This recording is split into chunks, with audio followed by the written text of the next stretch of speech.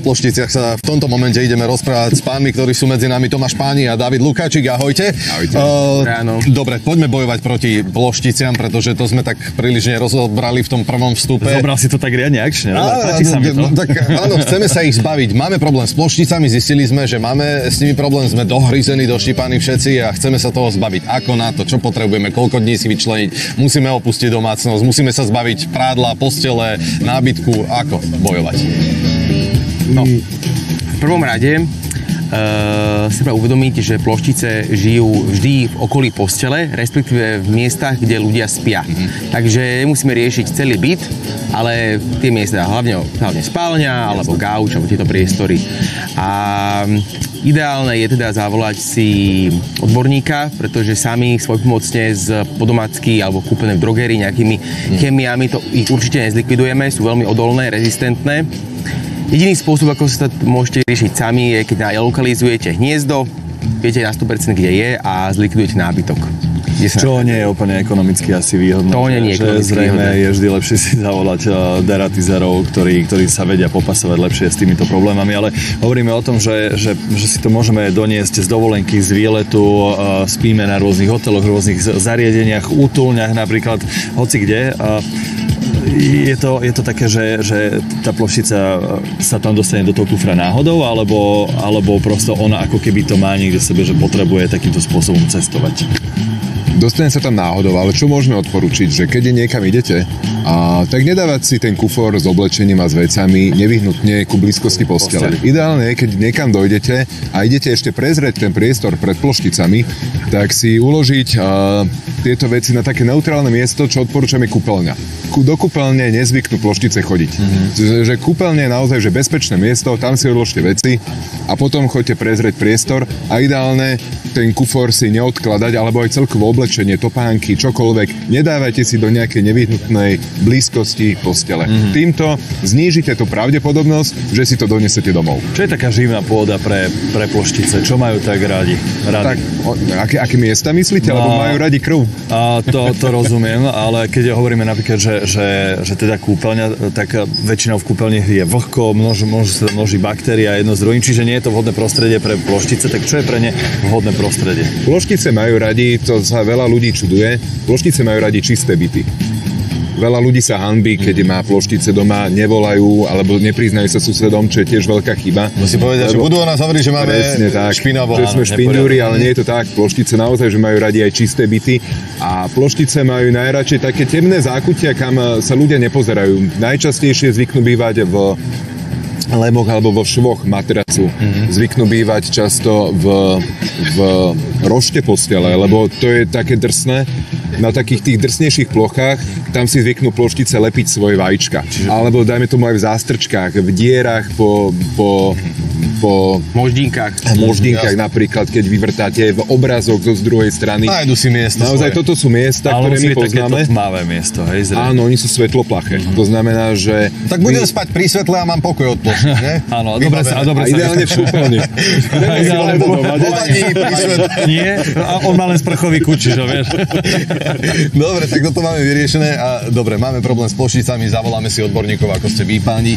Ako dlho bude trvať, kým nás bavíte ploštic? Musíme odísť z bytu na týždeň, alebo ako to je? Ono to je veľmi individuálne.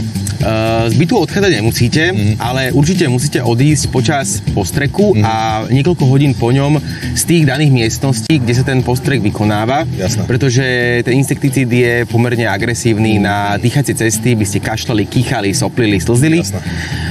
Takže určite niekoľko hodín po nemôžete byť a potom následne treba tam poriadne vyvetrať. Hej, ale teda myslíme aj na ľudí, ktorí majú jednoizbaky a garzonky a podobne, takže automaticky je to naozaj jeden priestor, v ktorom sa nachádza aj ten priestor, kde spíme. Áno. Ja by som ešte doplnil kolegu, že keď ste to mysleli na ako dlhú dobu, jednak treba byt na zásah aj pripraviť. Áno. To znamená, že treba povysávať, vyprať všetky postelné povlečenie na 90-ke. Toto je dôležité spomenúť, že ploštica je naozaj odolná ešte aj voči teplotám.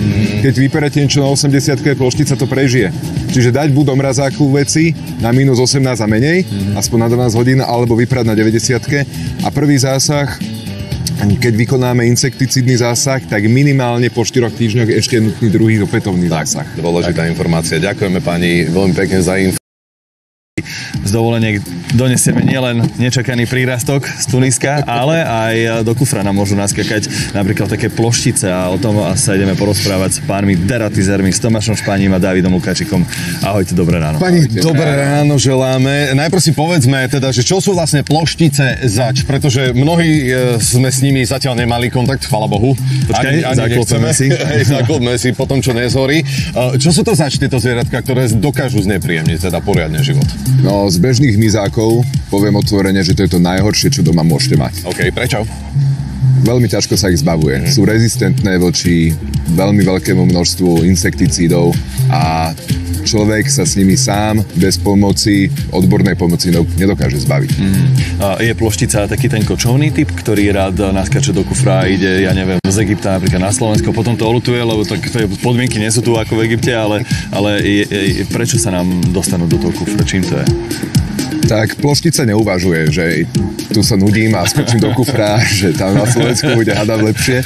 Nie až taká sofistikovaná, hej? Taká sofistikovaná nie, ale zvykne sa takto previesť, lebo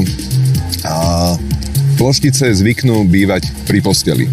Tam ako spíme a v tesnej blízkosti. To znamená, že matrace, postele, pri nočných stolíkoch. A keď idete niekam, či už do hotela, alebo aj na dovolenku, do horskej chaty a podobne, tak a dáte si kufor s vecami alebo oblečenie veľmi blízko postele, môže sa stať, že tam tá ploštica zablúdi a potom, že si ju vezmete domov. A keď si ju vezmete domov, si ju vziať domov, ako zistíme, že máme doma ploštice? Bohužiaľ, zistia to ľudia až vtedy, keď ich začnú štípať. Na vlastnej koži. Na vlastnej koži doslova. A ploštica je špecifická tým, že štípe nie jeden hrízanec alebo kúsanec, ale niekoľko v rade za sebou. Okay. A sú dosť srbivé, niekedy až bolestivé. Takže 99% ľudí to zistí až podľa štípancov, ale niektorí všímaví ľudia si to všimnú aj podľa toho, že napríklad upratujú pod madracom a nájdu tam malé čierne bodky ako mak a vlastne tieto čierne bodky sú ich trus. Takže niekedy aj podľa toho sa dá zistiť. Vieme aj plošticu, prepáč Matúš, vieme aj plošticu nájsť v tej posteli, či ona sa tak schováva, že málo kedy ju zbadáme. Alebo minimálne voľným okom. Ploštice sú veľmi svetloplaché. To znamená, že ak ju už uvidíte, tak to už je vážny problém, lebo to znamená, že ich máte viac. Okay. Oni sa naozaj stránia toho svetla a sú veľmi dobré schovávačky. Čiže oni naozaj sa schovávajú na takých miestach, kde sa bežný smrteľník ani nezvykne pozerať. Čiže keď ju vidíte, už je zle, už ich máte veľa. Ale sú isté spôsoby, keď niekam dojdete, aspoň, že preventívne sa skúsiť zistiť, či tam nie sú. Čiže napríklad my už máme takú chorobu z povolania, že keď niekam ideme, tak viem, že kolega hneď okamžite sa pozerá pod madrac. Dvihne madrac a pozerá sa. Treba pozerať matrac, lemí matracu. Či tam nenájde ten mak, hej? Či tam nenájdete, tri veci treba hľadať. Buď celkovú živú plošticu, tá má od 1 mm tak do 5, je takej hnedej farby, ale málo kedy ju vidíte, bežne voľným okom, to naozaj musí byť premnožené, aby tam boli. Potom treba pozerať malé čierne bodky ako mak, alebo maličké bodky biele, čo sú ich vajíčka, tie sú zase nalepené.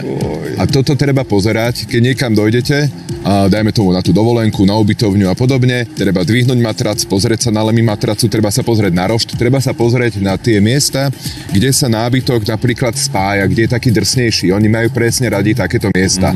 Alebo aj do rôznych škár, pod tapety, na záhyby. Tomáš si to celé predstav, ako príde s rodinou do Tatier, vieš, a teraz... Ja si spomínam totiž to na to, ako sme raz nadvihli matrac a tam myš na mňa kúkala, hej. Okay. Ale to bolo v Afrike, čiže tam je to akože bežné, hej. Ďalšia téma. Je to tiež dobre, náš obor. ale pani, teraz dobre, máme ploštice, je to problém, ako sa ho zbaviť? Ako sa ho zbaviť? No, väčšinou ľudia sami svojpomocne sa toho nezbavia, pretože... Neexistuje nejaké babské recepty? Rozprašovať so solným roztokom alebo niečo? Absolútne, to absolútne nemôže.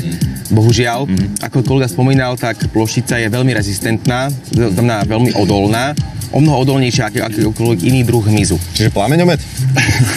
Áno, môžete aj plameňomet. Pomôže to. Len potom poisťovňa asi nepochopí. Dobre, To asi nepochopí. treba vyhľadať pomoc odborníkov, deratizerov, pretože tí vedia, ako zatočiť s plošticami. Spôsob, ako by ľudia mohli ešte zatočiť s tými plošticami svojpomocne je zlikvidovať, vyhodiť nábytok, ak žijú teda v nábytku. Ale môžu žiť aj inde. Ale ak žijú v nábytku, môžu ho všetkým vyhodiť. Ale to je finančne Dobré náročné. poradenstvo. No, to je náročné finančne. Máte nový nábytok? Sú tam ploštice, tak už ho sa Dobre, odbavte. čiže ten plameňomet. Budeme sa ešte dnes rozprávať, pani, ďakujem